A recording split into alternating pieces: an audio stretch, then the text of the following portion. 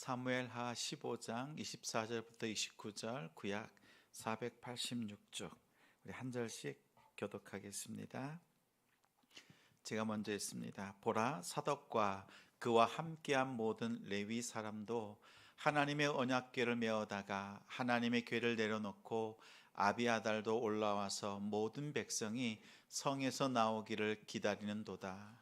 왕이 사독에게 이르되 보라 하나님의 궤를 성읍으로 도로 메어 가라. 만일 내가 여호와 앞에서 은혜를 입으면 도로 나를 인도하사 내가 그 궤와 그 계신 데를 보이시리라.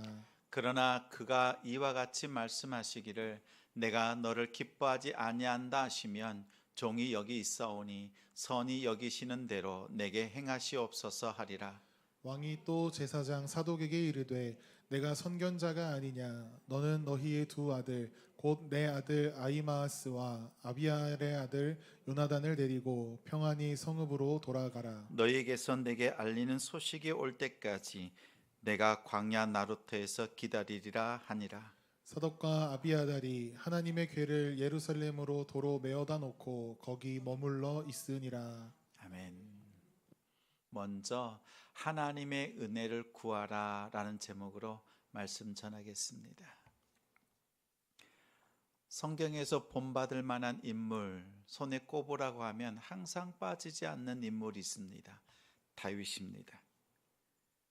다윗에 대한 형용사가 있어요. 사도행전 13장 22절에 보면 이렇게 말씀합니다. 하나님이 다윗을 왕으로 세우시고 증거하여 가라사대. 하나님께서 다윗을 왕으로 세우셨고 그에 대해서 하나님께서 직접 증거하셨다, 말씀하셨다라는 겁니다. 그 이어 주시는 말씀이 이거예요. 내가 이새의 아들 다윗을 만나니 내 마음에 합한 사람이라 내 뜻을 다 이루게 하리라. 다윗을 만났는데, 하나님께서 만났는데 하나님의 마음에 쏙 드는 다윗이었다라는 겁니다. 그래서 다윗의 뜻을 다 이루어 주겠다가 아니라 누구의 뜻을 이룬다는 거예요? 하나님의 뜻을 다윗을 통해서 다 이루겠다는 겁니다. 내 뜻을 이루는 것이 복입니까? 하나님의 뜻을 이루는 게 복이에요. 하나님은 우리를 향해서 말씀하시는 거예요. 내가 너를 통해서 나의 뜻을 이루겠다 말씀합니다. 다윗은 그러한 인물이었어요. 다윗을 향한 그 따라 붙는 형용사는요, 하나님의 마음에 합한 자, 하나님의 마음에 쏙 드는 자였다라는 겁니다. 신앙의 인물들, 정말 믿음의 인물들에게는 이러한 형용사들이 붙지요. 에녹 하면 뭐가 생각이 나요? 하나님과 동행. 하나님과 동행한 노아는요, 당대의 완전한 자였다라는 거였습니다. 또 욥은 뭐죠? 온전하고 죄에서 떠난 자, 의로운 자, 하나님을 경외한 자, 악에서 떠난 욥이라고 합니다. 모세는 온유한 모세라고 하지요. 여러분은 이 인물들처럼, 신앙의 인물들처럼 꾸며주는 말이 있는데 여러분은 여러분 자신을 어떠한 말로 꾸며주기를 원하십니까? 한번 잠깐 생각해 보세요. 누군가 나를 위해서 말을 할 때 나한테 이러이러한 집사님, 이러이러한 권사님, 이러이러한 성도님 이렇게 불러주고 싶어. 그렇게 불림을 받고 싶은 거예요. 자, 그러면 옆에 있는 성도에게 인사 나눕니다. 저는 이렇게 불러주세요. 저를 향해서 이렇게 불러주십시오 라고 한번 인사 나누겠습니다. 마음 준비되셨죠? 이런 거 있잖아요. 기도하는 성도, 정말 전도의 마음을 다하는 집사님, 이런 거 있잖아요. 내가 듣고 싶은 인사말이 있어. 나를 꾸며주는, 내가 좋아하는 말이 있단 말이죠. 생각하셨죠? 우리 옆에 있는, 또 앞뒤에 있는 우리 성도 바라보면서 저를 이렇게 불러주십시오 라고 서로 고백하겠습니다.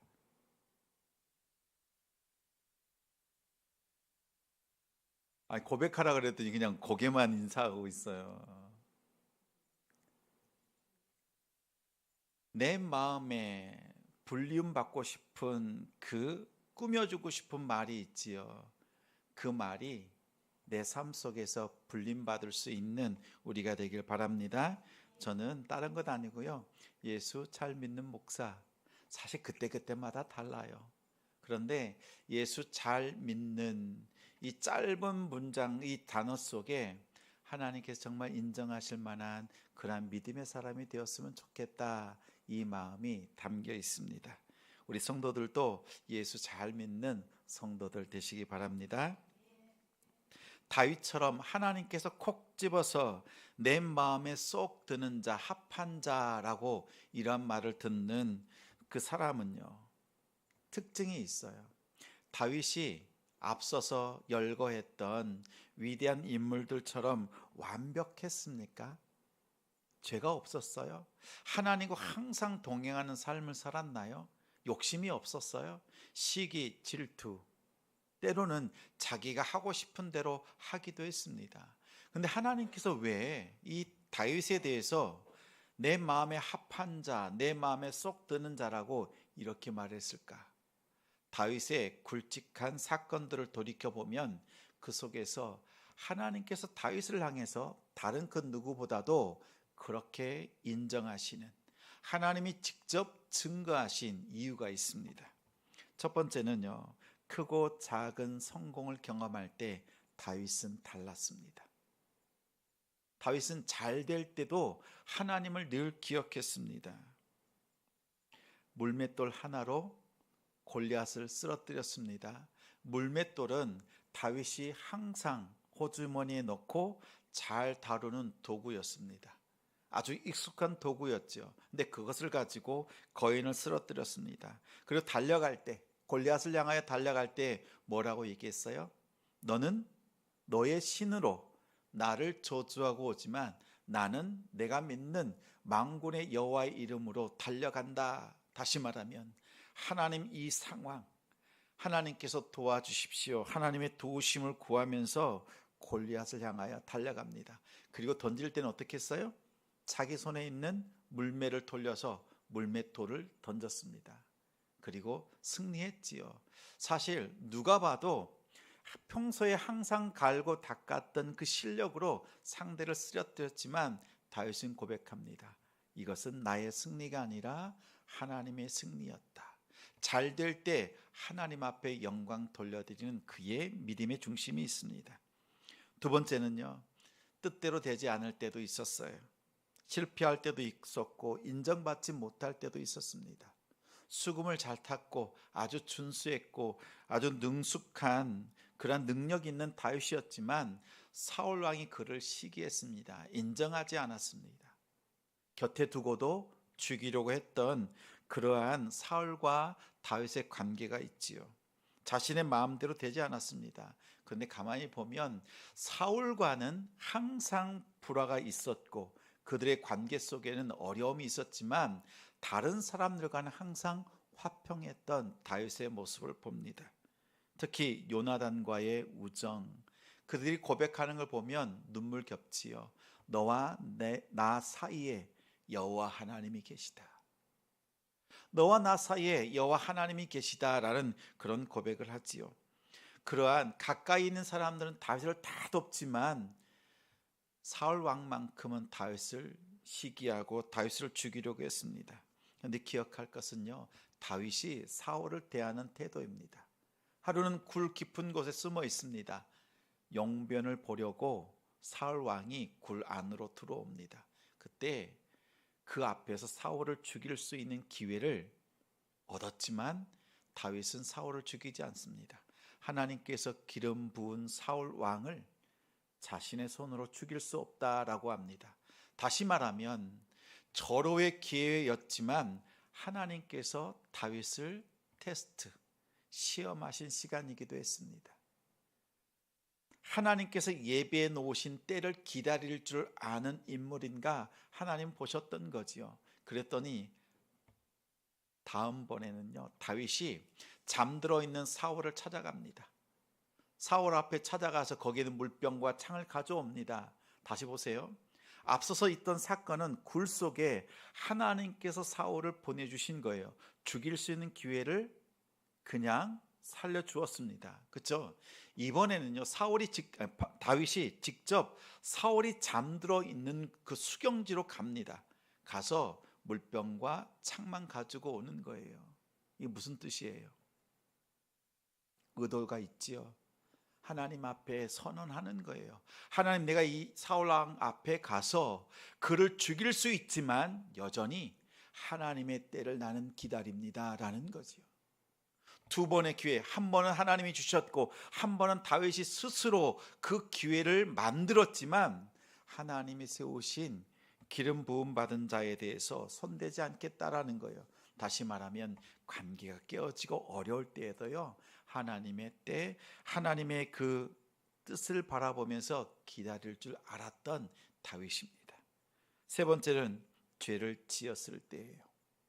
우리가 잘 알듯이 밧세바를 간음했습니다. 충신 우리아를 죽였습니다. 살인했습니다. 그의 죄가 만천하에 다 드러났습니다. 수치스럽고 부끄러웠습니다. 그럴 때 다윗이 어떻게 했습니까? 나단 선지자를 죽이고 둘러서 있는 많은 신하들의 입을 틀어막질 않았습니다.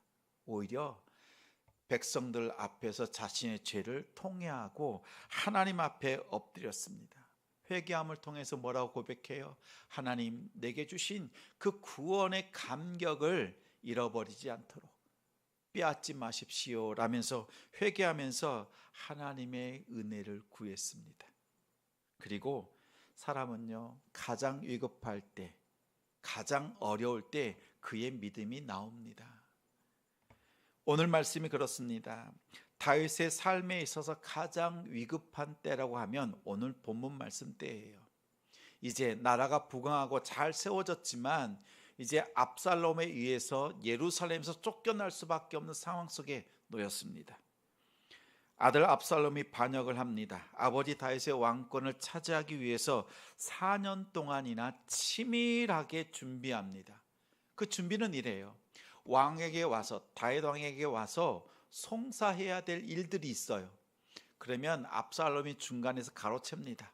자기가 듣고 그 사람이 아주 후하게 대우해 주는 거예요. 그래서 백성들의 마음을 훔치는 겁니다. 왕이 판단하고 왕이 세워져야 될, 재판을 해야 될 일들을 왕자였던 압살롬이 중간에 가로채는 거예요. 백성들의 마음을 빼앗는 것이었습니다. 왕은 무릇 백성들의 마음을 얻어야 합니다. 이것을 잘 알았던 압살롬의 그 전략은 아주 주요하게, 아주 효과 만점이었습니다. 이스라엘 백성들의 마음이 다윗에게서 압살롬으로 다 바뀌고 말았습니다. 다윗의 신복이었던 군대 장관, 전략가였던 아히도벨도 압살롬 편에 돌아서고 말았습니다. 다윗의 모든 전략, 군비, 모든 것들을 잘 알고 있었던 아히도벨이 압살롬 편이 되어버렸습니다. 그러자 다윗은 말합니다. 자신을 여전히 따르고 있는 충성스러운 신하들, 이때와 후대를 향해서 말합니다. 너희도 나를 떠나라 라고 합니다.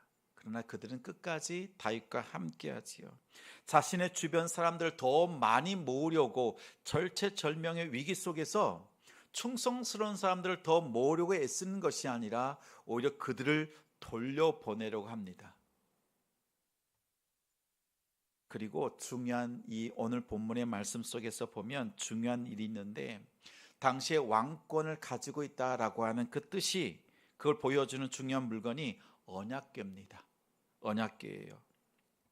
언약궤를 가지고 있으면 하나님께서 나와 함께 하신다는 뜻이 있고 또 이 왕으로서의 정통성을 이어가는 의미가 담겨 있습니다. 그런데 제사장 사독과 아비아달이 언약궤를 가지고 왕과 함께 예루살렘을 떠난다고 합니다.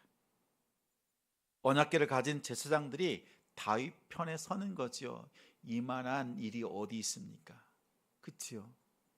언약궤를 가지고 가면 내가 이 상황이 열악하지만 하나님과 함께 하신다, 하나님 내 편이다라는 것을 끝까지 보장받을 수 있는 것으로 생각할 수 있습니다. 그런데 다윗은 이것을 선택하지 않고 25절, 26절에 이렇게 말합니다. 화면을 보고 25절, 26절 같이 있습니다. 왕이 사독에게 이르되 보라 하나님의 궤를 성읍으로 도로 메어 가라. 만일 내가 여호와 앞에서 은혜를 입으면 도로 나를 인도하사 내게 그 궤와 그 계신 데를 보이시리라. 그러나 그가 이와 같이 말씀하시기를 내가 너를 기뻐하지 아니한다 하시면 종이 여기 있사오니 선이 여기시는 대로 내게 행하시옵소서 하리라. 사도행전에 하나님께서 내 마음에 쏙 드는 다윗이라고 말씀하셨잖아요. 그래서 그 다윗을 통해서 하나님의 뜻을 다 이루겠다고 말씀하셨는데 오늘 이 상황이 어떤 거예요? 하나님의 언약궤를 붙들고 하나님을 끝까지 고집할 수 있지만 다윗은 고집하지 않습니다. 내가 원하는 것은 하나님의 언약궤가 아니라 하나님의 은혜입니다라는 거예요. 하나님의 언약궤 그것을 쟁취함으로 그걸 소유함으로써 자신의 왕권을 나타내고 증명할 수 있죠. 근데 다윗이 결정적인 선택을 하지요. 그 언약궤를 선택하지 않고 하나님의 은혜를 선택합니다. 다윗의 위대함은 여기에 있습니다. 다윗이 뭔가 대단한 일을 해서 위대해진 것이 아닙니다. 앞서서 언급한 사건들 보십시오. 크고 작은 성공들 잘 될 때도 하나님의 얼굴, 하나님의 은혜를 구했어요. 실패하고 관계가 깨어지고 어려움이 생길 때에도요, 하나님의 뜻을 기다리면서 하나님의 그 뜻이 이루어지기를 간절히 바랬습니다.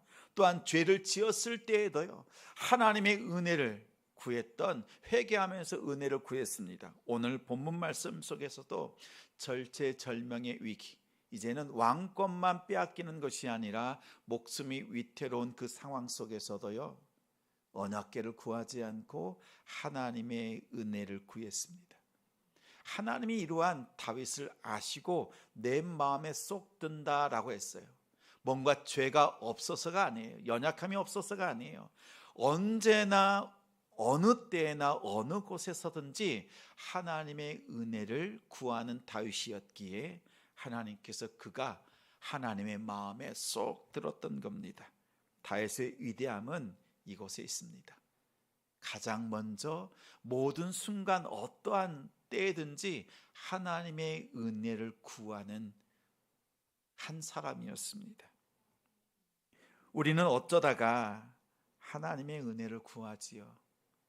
내가 절박할 때, 또 내가 구하는 것은 뭐예요? 하나님의 은혜가 아니라 언약궤와 같이 뭔가 보여지고 내 안에 응답으로 채워지는 것들, 그런 것들을 우리는 구해요. 근데 우리가 가장 먼저 구할 것은 하나님의 은혜를 구하는 데 있습니다. 우리가 무엇을 하든지 가장 먼저 하나님의 은혜를 구하시는 우리 성도들 되시기 바랍니다. 이 하나님의 은혜를 구한다는 것은요, 하나님의 얼굴을 바라본다는 거예요. 하나님의 은혜는 하나님의 얼굴을 통해서 나옵니다. 다시 말하면 매 순간순간마다 하나님의 얼굴을 대하면서 하나님과 기도할 때, 마음을 들이면서 하나님을 향할 때 하나님의 얼굴을 통해서 하나님의 은혜와 복이 나와요. 우리 말씀 한번 찾아볼까요? 민수기 6장 22절부터 27절까지.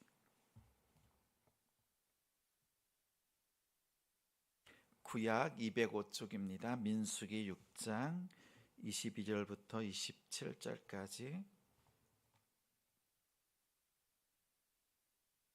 구약 205쪽 민수기 6장입니다. 6장 22절 같이 읽겠습니다. 여호와께서 모세에게 말씀하여 이르시되 아론과 그의 아들들에게 말하여 이르기를 너희는 이스라엘 자손을 위하여 이렇게 축복하여 이르되 여호와는 내게 복을 주시고 너를 지키시기를 원하며 여호와는 그의 얼굴을 내게 비추사 은혜 베푸시기를 원하며 여호와는 그 얼굴을 내게로 향하여 드사 평강 주시기를 원하노라 할지니라 하라. 그들은 이같이 내 이름으로 이스라엘 자손에게 축복할지니 내가 그들에게 복을 주리라. 하나님께서 복을 주시고 지켜주시고 하나님께서 은혜를 주시고 평강을 주시는 것은 하나님의 얼굴을 통해서 나와요. 하나님께서 자기 사랑하는 자들을 바라보시면서 그 백성들을 바라보시면서 하나님의 은혜와 복, 그 평강을 더해 주신다라고 약속하셨습니다. 이 약속은 하나님이 세우신 그 제사장들을 통해서 말씀 속에서 선포되어지고, 또한 그렇게 축복할 때 하나님께서 약속하셨습니다. 내 이름으로 이스라엘 자손에게 축복하라, 그러면 내가 복을 주겠다라고 말씀합니다. 다윗은요, 항상 하나님의 얼굴을 구했습니다. 잘 될 때에도, 또 실패했을 때에도, 관계가 깨어졌을 때에도, 또 가장 자신이 하나님 앞에서, 사람들 앞에서 형편없이 그 죄악을 지었던 것이 다 들통났을 그 인생의 밑바닥을 경험했을 때에도, 그리고 생명의 위급함 속에서도요, 항상 하나님을 구했습니다. 하나님께서요, 이러한 성도를 좋아합니다. 우리는 분명 어려울 때 찾고 있지만 언제든지 하나님을 향하여서 하나님의 얼굴을 구하는 우리 성도들 되시기 바랍니다. 그러면 오늘 이 약속의 말씀처럼 하나님의 얼굴을 통해서 주시는 복과 은혜와 그 평강이 우리 성도들의 심령과 우리 성도들의 삶 속에 역사되어지고 응답된 줄 믿습니다. 먼저 하나님의 은혜를 구하는 다윗. 그렇다면 우리가 그와 같이 하나님의 은혜를, 하나님의 얼굴을 구한다면 우리 역시 하나님 앞에 하나님의 마음에 쏙 드는 한 사람 되는 줄 믿습니다. 오늘 하나님 앞에 기도할 때 하나님의 얼굴을 구합시다. 우리가 어떠한 상황, 어떠한 형편에 처해 있든지 하나님께서 이 은혜와 약속하신 복을 우리 성도들에게 부어 주실 줄 믿습니다. 오늘 말씀 기억하면서 하나님 앞에 기도하고 응답받는 우리 성도들이 되시기를 주님의 이름으로 축원합니다.